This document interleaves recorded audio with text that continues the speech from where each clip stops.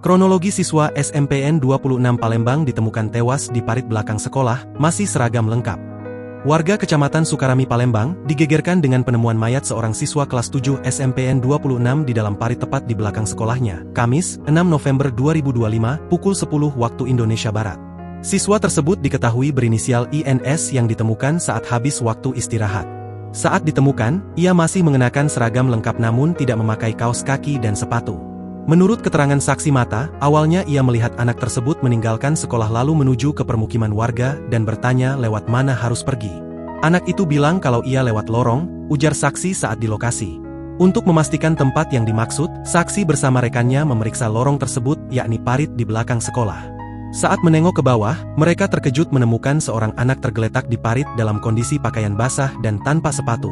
Pas kami cek ternyata anaknya tidak bergerak lalu kami lapor pihak sekolah. Kondisi anaknya pakai seragam lengkap tapi tidak pakai sepatu dan kaos kaki, kata saksi.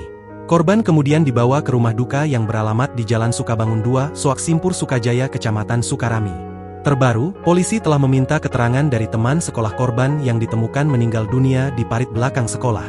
Kapolsek Sukarami, Kompol Alex Andrian, mengatakan korban meninggal dunia akibat kepalanya terbentur saat hendak kembali ke sekolah dengan menyeberangi parit. Kepalanya terbentur karena terpeleset saat menyeberangi parit di belakang sekolah, kemudian sempat berjalan sempoyongan dan terjatuh dengan posisi wajah tergenang air, ujar Alex.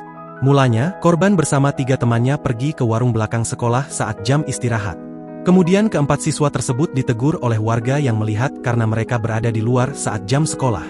Mereka keluar melalui sela-sela pagar tembok, kemudian terlihat oleh warga dan ditegur, kata Alex. Korban dan ketiga temannya pun panik dan berlari hendak menuju kembali ke sekolah. Nahasnya, saat giliran korban yang akan menyeberangi parit, ia justru terpeleset hingga kepalanya terbentur. Temannya sempat melihat korban terpeleset dan membentur batu, lalu korban berdiri berjalan di air parit kemudian terjatuh lagi. Untuk teman lainnya karena bel sudah berbunyi berpikir itu tidak apa-apa, tuturnya. Ketika jam istirahat sudah habis, guru melihat korban belum kembali ke kelas lalu mengecek kembali di belakang sekolah. Ternyata korban sudah berada dalam posisi tertelungkup. Korban ditemukan posisinya 5 meter dari tempat awal ia terjatuh. Posisi wajahnya tergenang air, katanya.